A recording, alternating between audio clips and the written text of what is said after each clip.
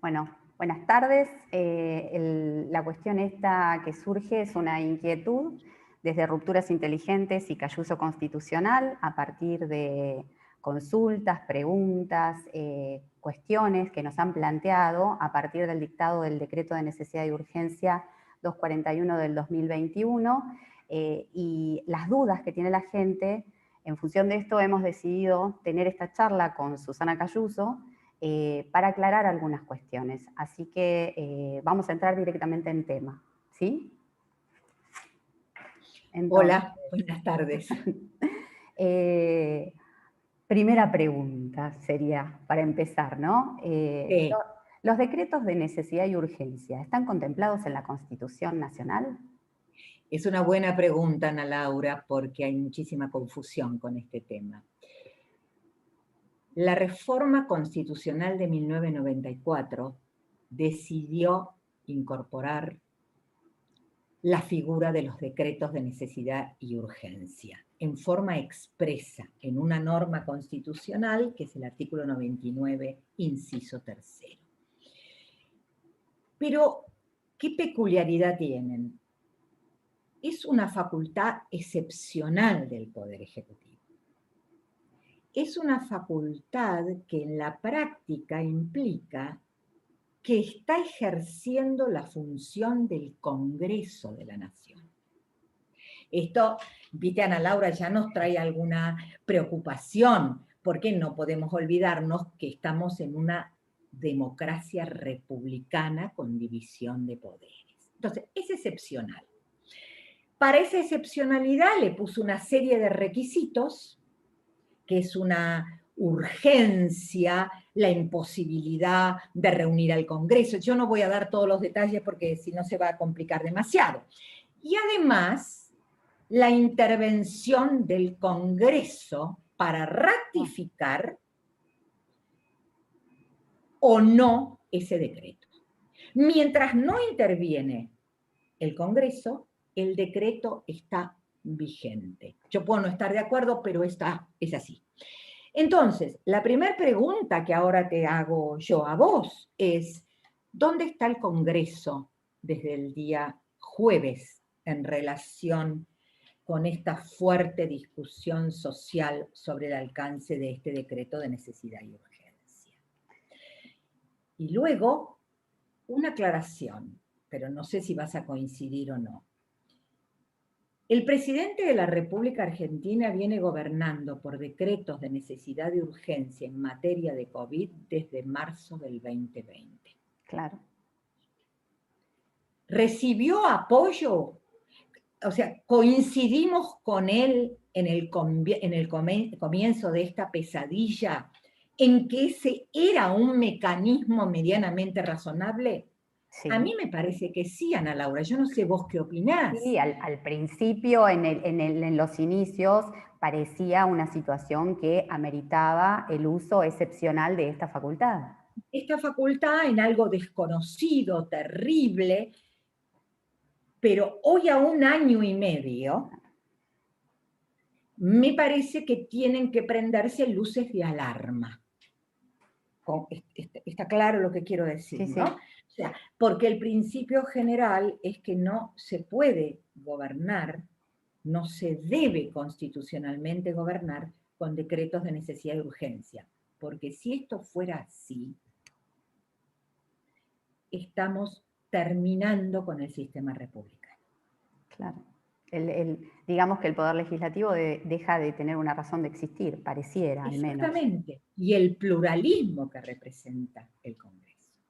Otro problema es si lo va a ratificar o no. Claro, pero es interesante lo que Sí, vos planteás. Mientras existe la posibilidad de que sea ratificado o no, está vigente. Con lo cual, está vigente. las cuestiones siguen pasando. Y no sé si en este caso hay alguna norma que establezca un plazo para que el Congreso trate este decreto y diga si es constitucional o no, o si aprueba el trámite que se le dio. No lo sé. No, No, lamentablemente no. Hay una ley sumamente deficiente de reglamentación de los decretos, no vamos a entrar en detalles. Hay un procedimiento para cumplir, seguramente lo habrá cumplido el jefe de gabinete del presidente de la Nación, lo habrá elevado al Congreso, pero no tiene un plazo las cámaras para pronunciarse. Pero, y acá viene una interpretación mía de la que me hago cargo, si es una facultad del Congreso, el Congreso mantiene y debería ejercer la posibilidad de reunirse como quiere, cuando quiera, para tratar un decreto de esta naturaleza, que ahora después vamos a ver por qué nos preocupa tanto este decreto. Claro. ¿Entendés? O sea, debería ejercer esa facultad. Más allá que vos me digas o que alguien me diga, bueno, sí, pero es posible que no logren la mayoría necesaria. Pues hay que intentarlo de todas maneras, Ana Laura. Claro, es el trámite que corresponde seguir adelante. El trámite que corresponde, y si no se pone en funcionamiento ese trámite o se demora, asumís de nuevo las facultades y ejercés el control. O decís, convoqué, suponés, somos oposición, Sí. Convoqué y no tengo mayoría para tratarlo. Bueno, muy bien, pero hay una intervención institucional del Congreso que es importante a los efectos de la República. Claro, del control. Claro. Pregunta, para Sí. después entrar en el caso en concreto. ¿Los decretos de necesidad de urgencia pueden ser inconstitucionales? Sí, sí. El decreto es como si fuera una ley, por esto que yo decía antes, viste que en realidad está asumiendo la facultad legiferante, por eso es excepcional. Sí puede ser declarado inconstitucional. Y yo distinguiría dos cuestiones fáciles.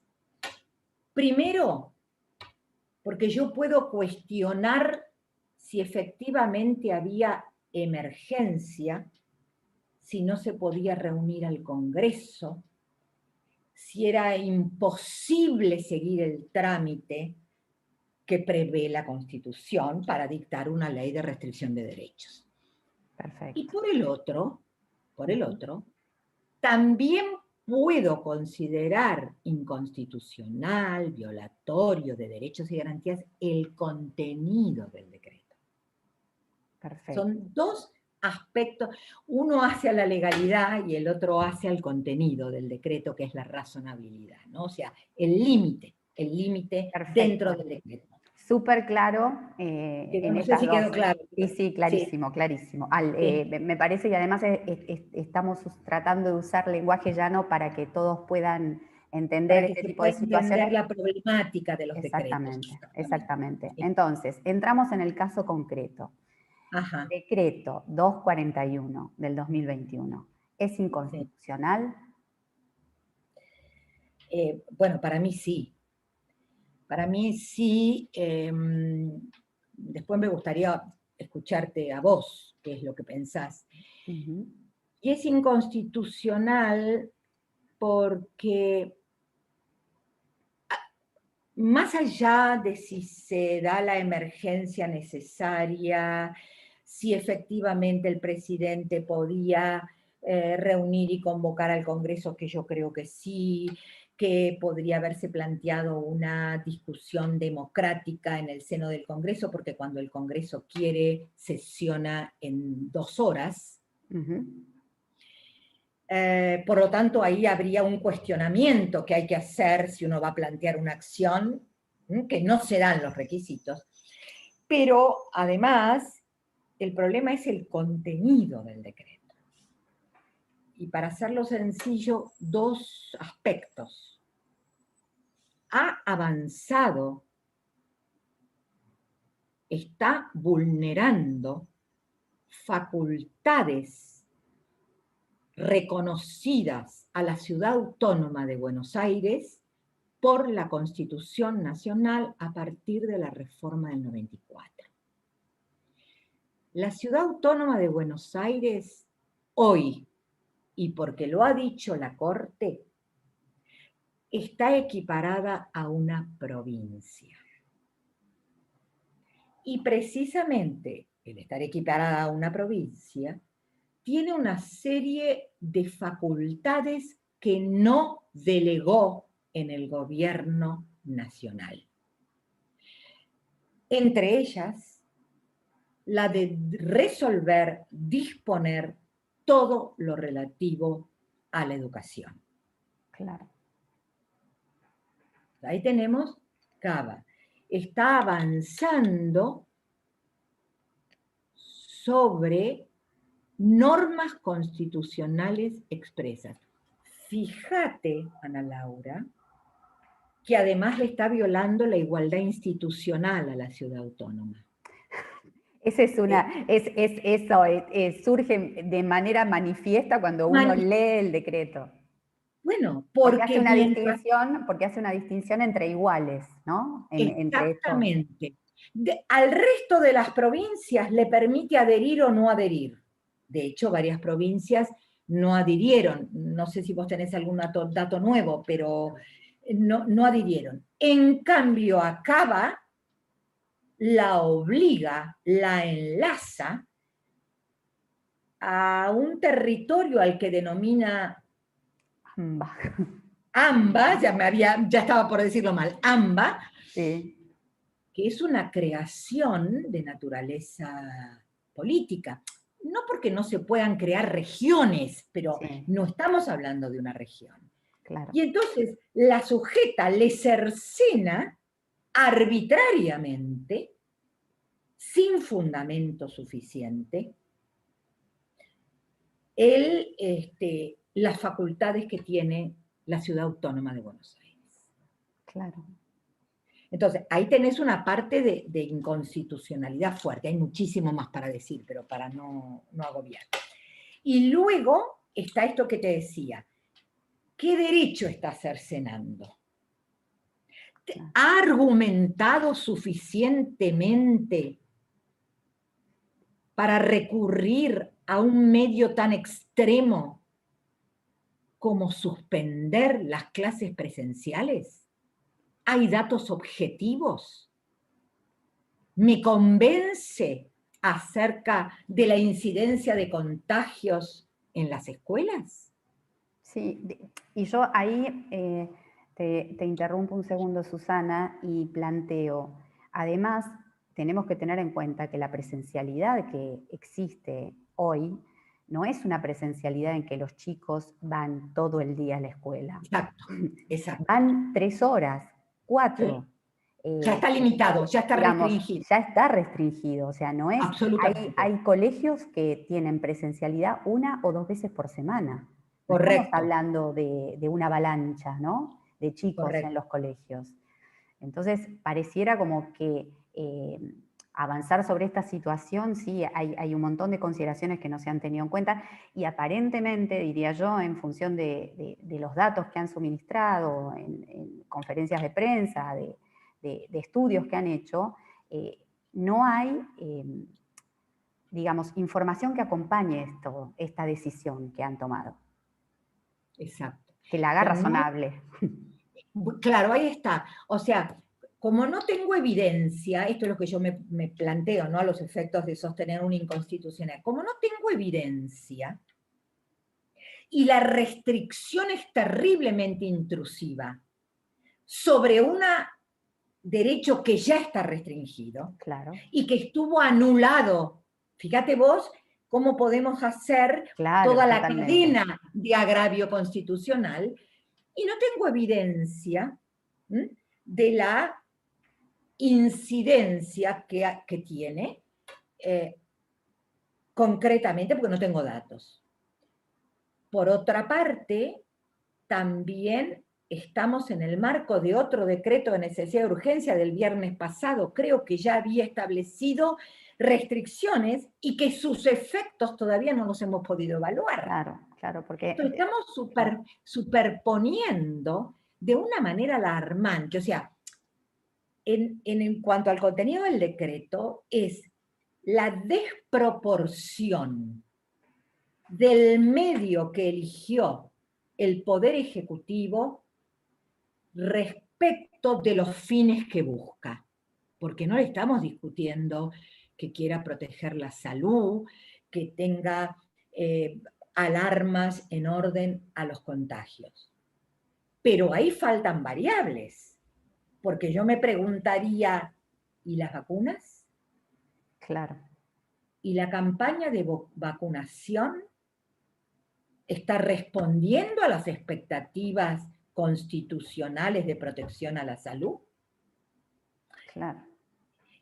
Entonces, tenés tensión entre el derecho a la salud, entre el derecho a estudiar, A la educación, claro. la escuela. Los derechos siempre son relativos, el ejercicio. Quiero decir que llegado el caso me lo pueden restringir, pero un momentito. Tenés que demostrarme por qué lo estás restringiendo, para que sea proporcional, para que no sea irrazonable, y mucho más si es a través de un decreto de necesidad y urgencia. Sin evidencia, sin haber probado, para que sea más claro, digamos, ¿no? Sí. Sin haber probado que hay sustento constitucional para la restricción. Claro. No sé si Sí, sí, sí, coincidís. Coincido porque de alguna manera, si cuando los planteos van acompañados de documentación o estudios o datos que permitan corroborar estas circunstancias, son tan evidentes que no se puede sostener algo en contrario. En este caso es como si sin datos plantear una restricción absoluta respecto a la presencialidad, cuando, bien vos decís, se tomaron medidas hace un viernes atrás y todavía no se pueden ver los resultados, es como prematuro, pareciera, cuanto menos, ¿no?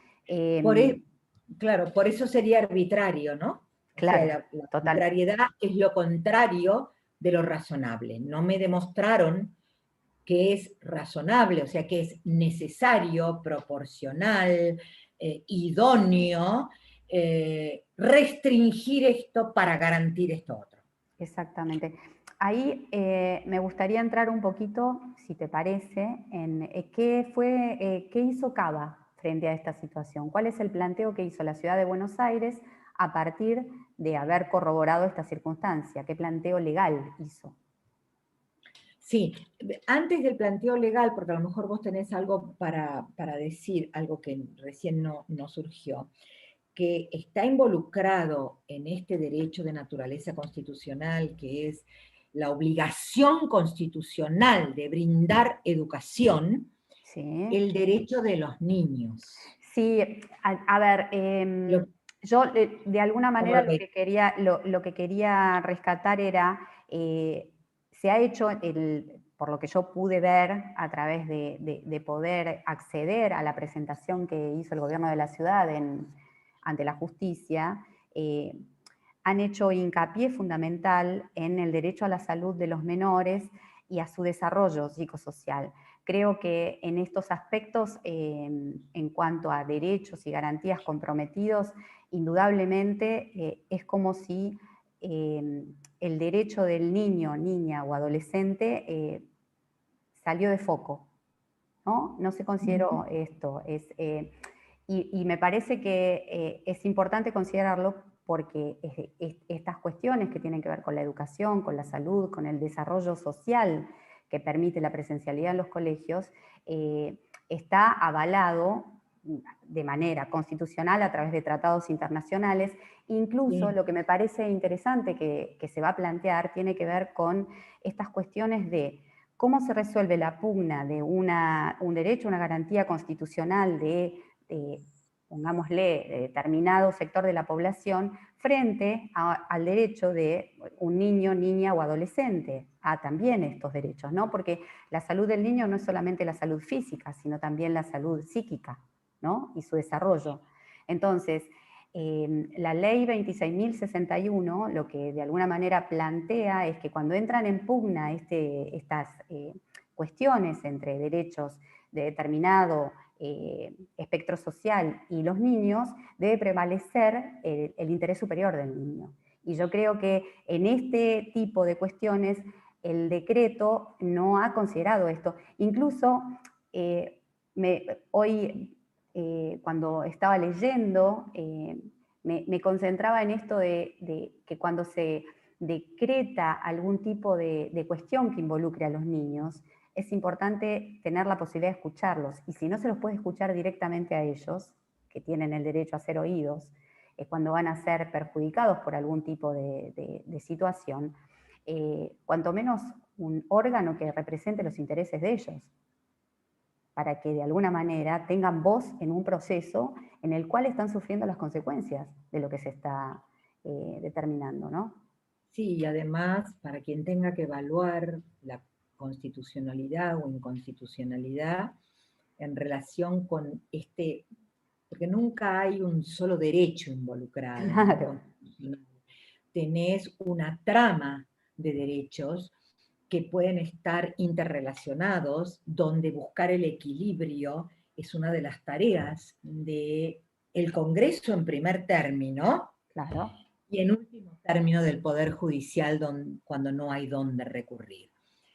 Y en esto que vos planteabas, el interés superior del niño, el concepto de salud en forma integral, qué significa el acceso a la educación para los niños teniendo en cuenta las diversidades socioeconómicas, teniendo en cuenta que no todos los niños y niñas y adolescentes pueden acceder al Zoom o pueden acceder a una serie de herramientas informáticas, pero además tener en cuenta que todo esto se da en un contexto que empezó en marzo del 2020. Sí, claro. Es lo que no, por eso no valen las comparaciones con otros países. Claro. Esto es distorsionar las realidades. Entonces, ¿por qué? Porque han manejado este tema de una manera diversa. No estuvieron 13 meses o 14 sin asistir a las aulas, sin mirar qué pasaba con el interés de los niños, Sí, niñas y sí. adolescentes. Es más, yo te diría, me parece que lo que ha ocurrido el año pasado, en donde no ha habido clases presenciales, podría haber sido una especie de cuidado en pos de simultáneamente organizar una campaña de vacunación que permita prever un montón de cuestiones, ¿no? Para cuando haya presencialidad. Pero la sensación es que la emergencia tapó todo y se paró. O sea, es como si se hubiera parado se hubiera parado todo en Argentina, pero parado a nivel detenido, a eso me refiero. Entonces, esto en algún momento iba a pasar, que íbamos a tener que salir de esa situación, y la idea es que si uno tiene que sufrir algún tipo de restricción, tenga sentido, porque si no parece que la restricción que uno estuvo cumpliendo no tiene sentido, porque no tuvo objeto o finalidad. Y además porque lo que no puede ser la regla es la prohibición. Claro. Y la restricción y el menoscabo de los derechos, sobre pretexto de una emergencia que no podemos negar, pero que también hay que tener en cuenta que se instala en una Argentina que hace 100 años que vive en emergencia. Cuando no es la pandemia es lo económico, cuando no es lo económico es lo político-económico, cuando evidentemente, no es que estoy comparando, pero estoy diciendo, la emergencia no habilita a modificar el modo de ejercer el poder en los términos de la Constitución. ¿Viste? Sí. No es que le deja hacer al gobernante de turno lo que quiere y como quiere. Claro. Esta es una idea, es un modo de ejercer el poder que no está habilitado en el texto constitucional. Claro. Esto es muy importante que lo entienda la sociedad para sustentar los reclamos que tiene sobre el modo de gobernar, ¿no? En Sí. general lo digo, ¿no? Sí, me parece que lo interesante es esto, cuando uno está haciendo estos planteos y estos análisis, tienen que ver con la norma. No importa quién lo haga, No, es la exactamente. aplicación de la ley. Eso es. El tema es, por eso digo, no quién gobierna, sino cómo está gobernando. Claro. y de qué manera resguarda, protege los derechos fundamentales aún en situaciones de emergencia extrema, como es una pandemia. Y ahí sí adhiero con vos porque también podría preguntarme, ¿y qué se hizo durante todo el 2020 mientras estuvimos casi encerrados, para decirle de una manera que lo entendemos todos? Sí, claro. No, no, O sea, totalmente. hay muchas cuestiones, por eso no se trata de un capricho el marcar fundamentos de inconstitucionalidad de esta medida. Cruzó el límite, me parece que ese es el problema. Sí, parece que sí.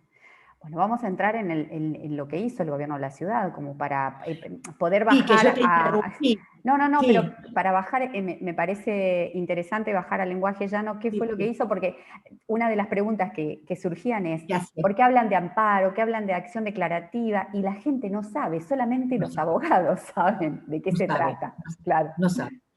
No, son dos maneras de realizar un planteo judicial cuando hay un derecho que está corriendo un riesgo enorme.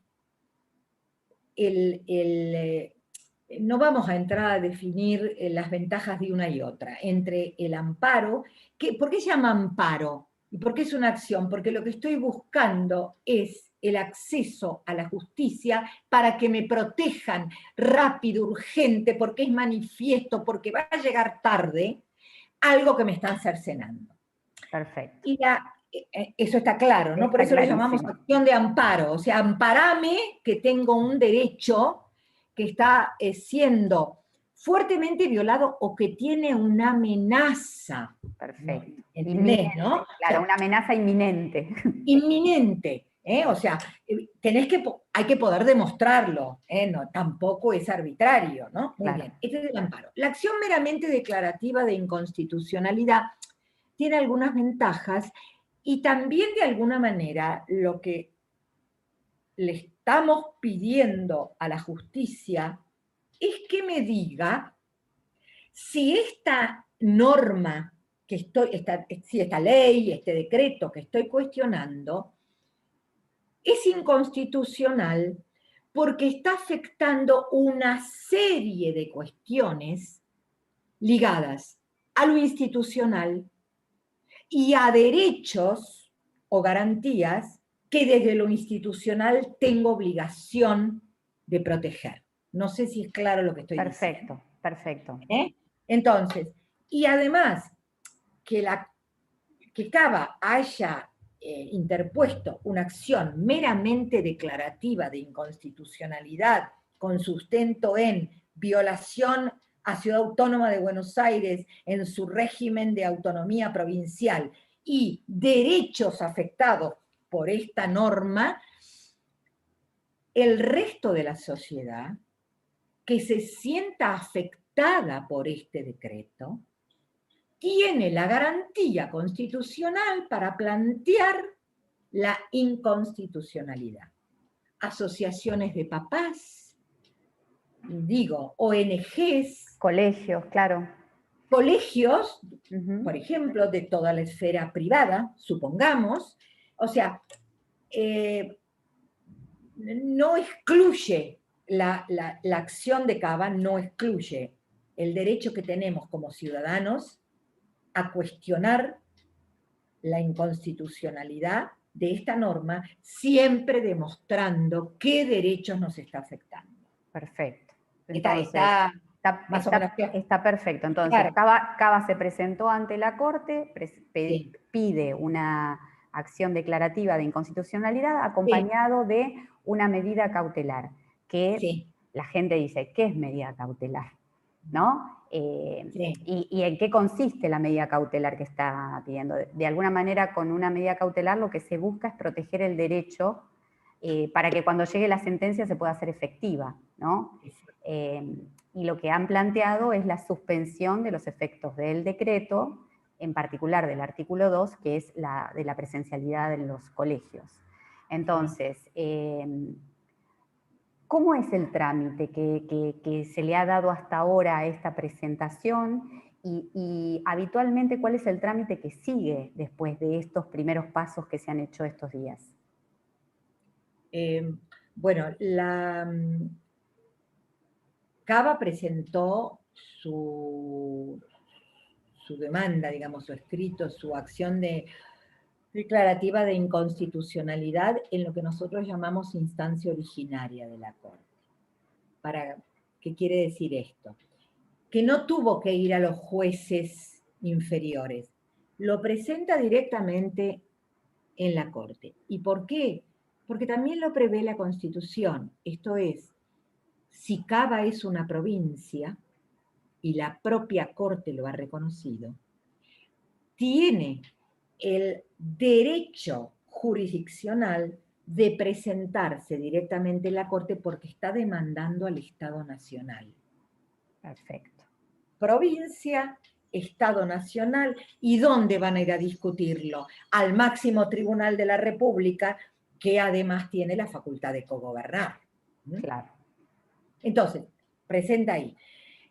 Pero ¿cuál es el problema? Como el daño es inminente, era lo que vos explicabas recién, necesitaría una medida cautelar para suspender los efectos, porque te acordás que dijimos que en este modo, como está arreglado el decreto de necesidad y urgencia, tiene efectividad inmediata, Claro. o sea, desde que está publicado es vigente. Entonces, bueno, eso, la medida cautelar, vos decías bien recién, es el instrumento, el medio para decir, bueno, mientras se resuelve el problema de fondo, suspendan los efectos, y esto implicaría que las aulas están abiertas. Claro. Yo he escuchado varios comentarios diciendo que bueno, que son nada más que 2 semanas, y que si esto se demora, la decisión de la Corte llegaría y sería abstracta a lo mejor, porque habían pasado las 2 semanas. Yo creo que es un razonamiento que no responde al espíritu constitucional. Cuando hay una violación constitucional hay que intentar todo lo que se pueda. Claro. Esa es mi idea. El no ya lo tengo, el riesgo ya está, el conflicto de poderes ya se ha presentado. Pero yo creo que hay que pelearlo en el lugar y con los instrumentos que me otorga todo el sistema jurídico. Así que este es lo que estamos esperando. Viste que la procuradora que representa los intereses de la sociedad, para decirlo simplemente, inmediatamente fue consultada por la Corte, sobre todo para que decida, para que opine, no es obligatorio para la Corte, Claro. pero para que opine, si efectivamente se daba un supuesto de competencia originaria, esto es, si estaba habilitada Cava para ir directamente a golpearle la puerta a la Corte. Sí. Y dijo que sí. Y lo dijo en un plazo absolutamente rápido, Claro. y comprendiendo, esta fue la impresión que a mí me dio, comprendiendo la procuradora, porque es la doctora Monti, la gravedad de lo que se estaba discutiendo, por supuesto, desde lo institucional y desde lo individual en cuanto a los derechos que estaban involucrados. Entonces, aquí estamos. Claro. Esperando ahora qué va a pasar con el tema de la medida cautelar y qué trámite se le va a dar adentro de la Corte, ¿no? Si se le va a dar un trámite expedito como para poder determinar si es procedente o no la medida cautelar, en tanto se estudia el fondo del asunto de si el decreto de necesidad de urgencia es constitucional o no lo es. La Corte no tiene plazos. Esto significa que no tiene plazos ni para alargarlos ni para cortarlos. Claro. Está claro, ¿no? Sí, sí. Esto es, la Corte puede resolver en horas, De hecho, en alguna oportunidad ha tenido que hacerlo. Por lo tanto, tiene una libertad institucional que pueden no tener los otros tribunales de la nación, justamente porque es cabeza de uno de los poderes del Estado. Por lo tanto, no sabemos qué va a hacer, y se me ocurre preguntarme y preguntarte, si la Corte entendiera, por ejemplo, que no puede pronunciarse o intervenir ni siquiera en la cautelar, mejor dicho, perdón, rectifico, que no puede pronunciarse porque los decretos de necesidad y urgencia, estoy haciendo abogado del diablo, los decretos de necesidad y urgencia tienen un procedimiento establecido en la Constitución y ese procedimiento no se ha llevado a cabo, por lo menos que haya, yo no escuché nada, así que entiendo que no, me parece, no sé, que igual podría hacer lugar a la cautelar. ¿Me entendés? Sí, yo creo que sí, porque... Que debería, vamos. Claro, claro, porque yo me quedé pensando, y creo que el fundamento de alguna manera está dado en que el Congreso no tiene plazo. Y el decreto de necesidad y urgencia está vigente.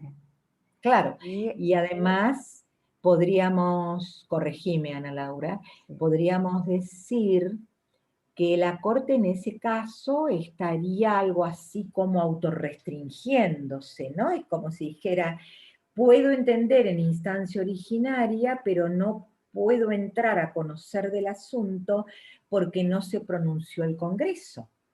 Pero las medidas cautelares, ¿no las pueden dictar también los jueces aun cuando no tienen competencia? Sí, claro, precisamente, porque lo que Ese es tu valoran... fuerte. Claro, porque lo que valoran es el peligro inminente que se produce. La gravedad. La gravedad. La gravedad. La gravedad. Del agravio que se va a producir a partir de la aplicación de esa norma, con lo cual me parece, insisto, teniendo en cuenta que el Congreso no tiene plazo, sería dejar librado la situación a una cuestión que de alguna manera podría implicar dar una conformidad con lo que está pasando. Estoy totalmente de acuerdo. Estaba pensando exactamente en esto cuando vos estabas hablando. Por eso digo, la Corte no está en una situación fácil tampoco, ¿no? No está en una situación fácil, pero bueno, es el rol que cumple dentro del sistema. Claro, es la última. Es el rol es el tribunal que interpreta en último grado. Claro, claro. Por eso digo, y se suman muchas irregularidades, ¿no? Claro. No es una ley del Congreso. Claro. ¿Me entendés? No es una ley del Congreso. Es que también puedo plantear la inconstitucionalidad. Tiene que revisar los requisitos para dictar el decreto. Pareciera que no se dan. El contenido es irrazonable. Ha violado límites innecesarios. Hay estándares para nosotros, una regla que solemos usar cuando tenemos que analizar esto, como vos decías recién, esta pugna, ¿no? Entre derechos involucrados, entre garantías. Y siempre pensamos en, ¿hay medios alternativos menos intrusivos de los derechos y garantías? Esa sería la pauta que cada uno de nosotros, toda la sociedad, es un tema de sentido común, Ana Laura, nada más. Claro, no hay que saber derecho para esto. No había medios más razonables, medios alternativos, que no desconocieran la gravedad de la situación, pero que a su vez no restringiera desproporcionadamente el derecho a acceder a la educación tan castigadas desde hace un año atrás. Medios alternativos menos intrusivos. Sí, yo creo que sí. Incluso podrían haber planteado reducir más aún la presencialidad, pero no dejarla sin efecto. Claro. Claro, ni siquiera tuvieron en cuenta esto que vos dijiste al principio, esto es a los efectos de analizar el contenido. Sí, claro. Pero si no está yendo todas las semanas, puedo modificar, puedo establecer alguna otra.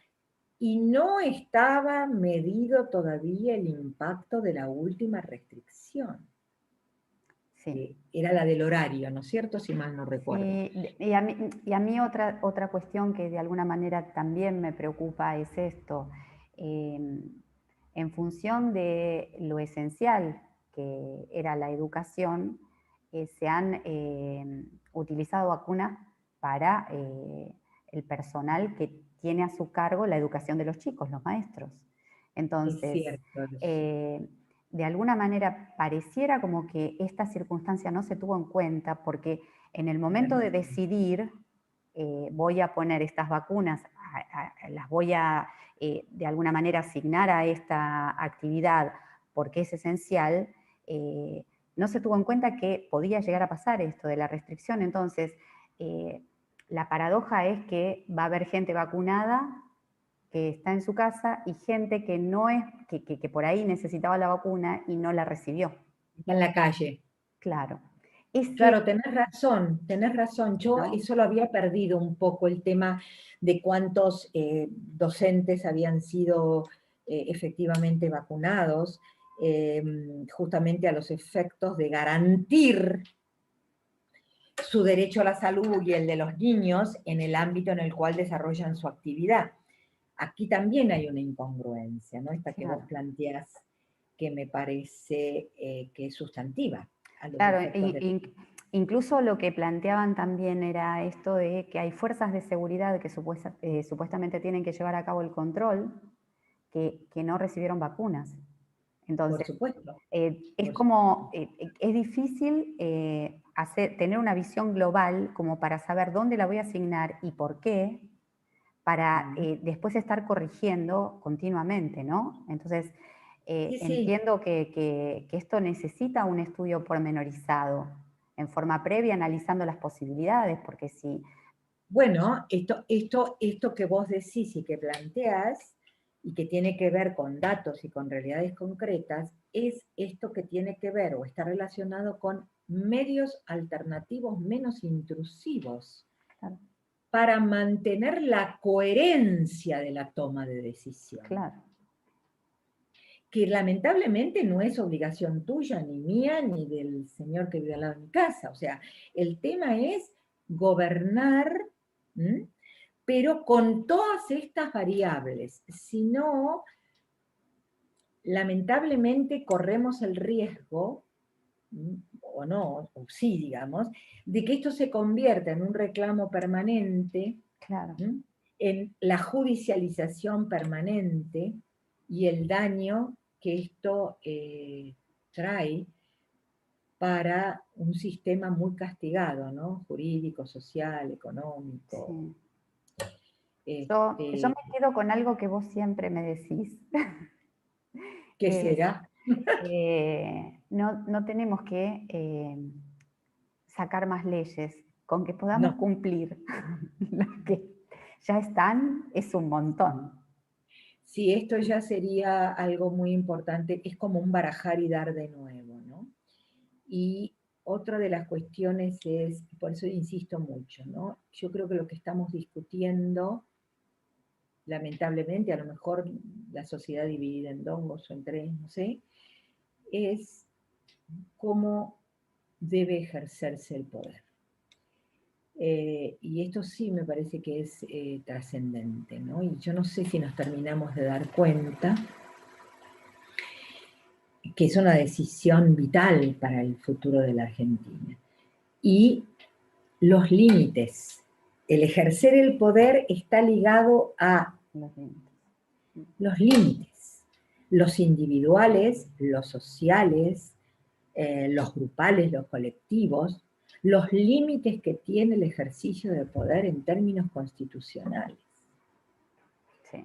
Entonces, me parece que hay una serie de cuestiones muy serias institucionales en juego, además del problema concreto que trae el decreto. No sé si soy clara en lo que digo. Y yo te diría que a mí una de las cuestiones que más me preocupa es que en el medio de esta especie de pulseada, no se pierda de vista a los chicos, que son los protagonistas de esta situación, ¿no?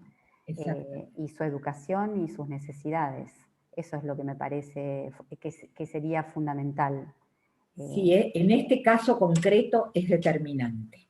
Para mí es el corazón del problema y tal vez porque serviría para darle la educación el lugar que debería tener en el sistema argentino. Claro. Porque la declamamos, pero lo cierto es que no satisface las expectativas constitucionales, ¿no? En orden a resultados concretos. Claro. La desigualdad, por una serie de cuestiones. Entonces, por eso es, a ver, tengan en cuenta centralmente los derechos de niñas, niños y adolescentes, ¿no? Tal cual, tal cual. Bueno, Susana. Estamos en comunicación y atentas a cómo se vayan dando los acontecimientos. Bueno, y esperamos desde nuestro lugar haber aclarado algunas cuestiones. Somos conscientes que son cuestiones por ahí complejas y que esto es... Pero la idea es iniciar un camino para poder comprender y por ahí sacar las propias conclusiones, ¿no? Como sí, eso desde ya y cada uno, pero vos fíjate que es interesante, que hay una reacción espontánea y tal vez lo que debemos saber es que tiene sustento en la Constitución. Sí, claro. Porque seguramente todos los papás, las mamás, los niños, los sectores, algunos con mayor o menor conocimiento, han inmediatamente reaccionado. Algo hizo ruido de esta decisión. Sí. ¿No? Sí. Bueno, evidentemente tiene sustento en la Constitución el ruido. Sí. Hace ruido porque está violando la Constitución. Qué bueno que haya servido como una especie de disparador, ¿no? Esperemos que sí, y a lo mejor también para tener en cuenta para la Constitución el papel que desempeña en la vida social, ¿no? Es muy importante. Bueno, seguimos en comunicación, Ana Laura, porque como dices, esto no termina acá, seguramente. Esto no termina acá, seguimos en comunicación. Muchísimas gracias, Susana. No, gracias a vos, gracias, de verdad.